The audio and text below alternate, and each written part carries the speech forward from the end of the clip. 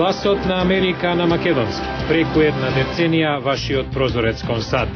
А сега, директно од студиото во Вашингтон. Добро вечер, ова е ТВ журналот Newsflash на Гласот на Америка на македонски јазик.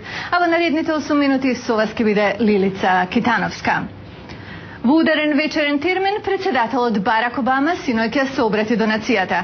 Извештајот за тоа следи веднаш по денешните вести, меѓу кои води неговата средба со представници на нафтениот гигант BP.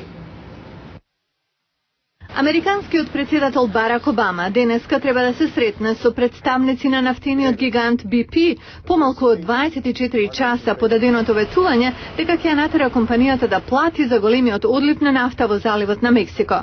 Тој исто така рече дека ќе му каже на председателот на BP, Карл Хенрих Сванберг, дека мора да остави настрана колку што е потребно ресурси за компензација на оние кои биле оштетени од, како што рече, небрежноста на компанијата. Некои законодавци бараат тој фонд да биде до 20 милиарди долари. Голема вест од Блискиот исток. Израелскиот кабинет денеска се среќава за дискусија по многу реално можно олеснување на блокадата на Газа. Се очекува гласање по предлогот изработен од израелскиот премиер Бенџамин Нетањаху и поранешниот британски премиер Тони Блер, кој е пратеник на квартетот на меѓународни сили САД, Европска унија, Обединети нации и Русија за мир во регионот. Шампионската серија на Националната кошаркарска асоциација е упатена кон седмиот и решавачки надпревар по победата на Лос Анџелес Лейкерс врз Бостон Селтикс од 89-67. Финалната игра е во четврток во Лос Анџелес, кога Лейкерси ќе се обидат да го освојат својот 16-ти трофеј, додека Селтикс се борат за 18-тата шампионска титула, од кои најголем дел освоени против Лейкерс.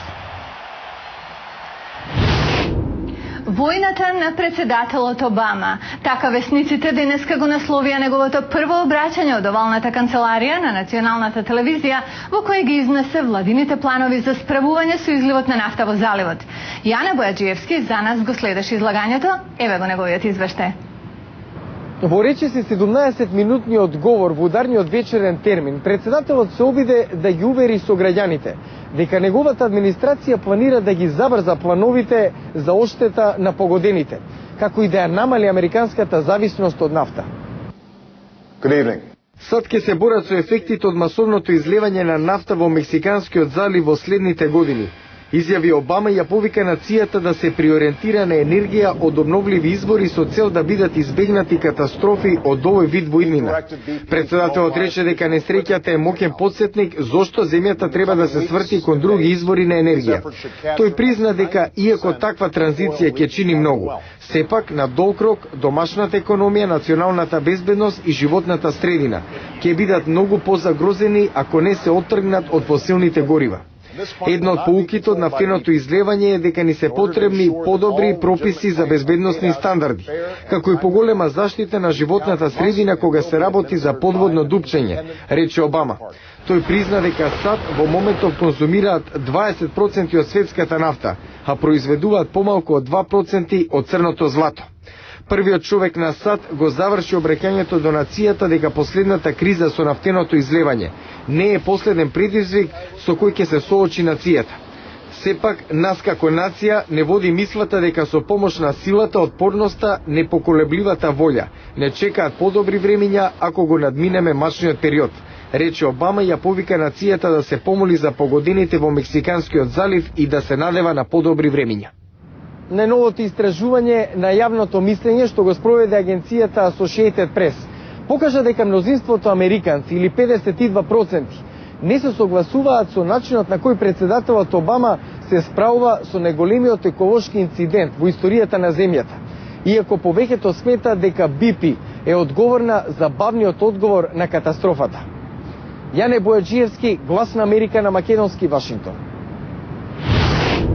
Неодамна, 16-годишно девојче беше спасено од среди Индискиот океан, додека се обидувала да го обиколи светот. Во мај, 13-годишно момче се искачи на Монт Еверест. Стручњаците почнуваат да го испитуваат однесувањето на млади луѓе како нив и го поставуваат прашањето дали возрастните треба да обесхрабруваат некои од нивните цели. Во продолжение ќе ве воведеме во оваа контроверза. Ова е прв час на курс за пловење во Вашингтонска школа. Овде идните морнари на возраст меѓу 9 и 15 години учат како е да се биде на вода. 16-годишната Аби Садерленд деновиве беше спасена од незиниот оштетен брод по невреме во Индискиот океан. Минатиот месец 13-годишник стана најмладиот планинар што се искачал на Монт Еверест. Многу тинејџери се привлечени кон ризични активности. Лук Морей, 14-годишник, го разбира тоа. Во животот треба да преземете ризици за да постигнете што сакате. Без ризик нема победа. Ден Ромер, кој го истражувал тинејџерскиот мозок во Центарот за јавна политика во Аненберг, вели: Просечен адолесцент има добро развиен мозок. Разликата меѓу адолесцент и возрасен е само во искуството. Оттука повозрастните не бараат постојано да пробуваат нови работи.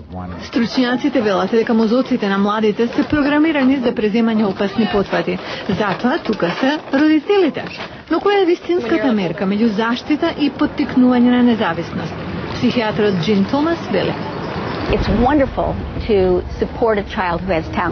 Убаво е да се охрабрува детето со талент да оди колку може повисоко, но треба да знаеме дека адолесцентите имаат ранливо его и дека често вината ја земаат врз себе, пред да ги обвинат другите.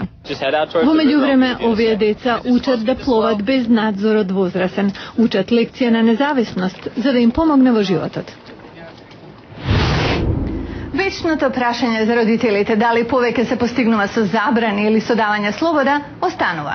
Но подигањето на децата сигурно не е лошо да се научат на високи вредности. Токму за тоа ќе зборуваме утре, преку еден настан. Утре во Newsflash 100 години на извидниците во Америка. Што ги држи меѓу водечките организации за младите? Гледајте во утрешен Newsflash. Вестите за денеска го гледавте Newsflash на Гласот на Америка на македонски јазик, а јас сум Лилица Китановска од студиото во Вашингтон. За најнови содржини посетете ја и нашата веб страница glasnaamerika.com. Пријатна вечер.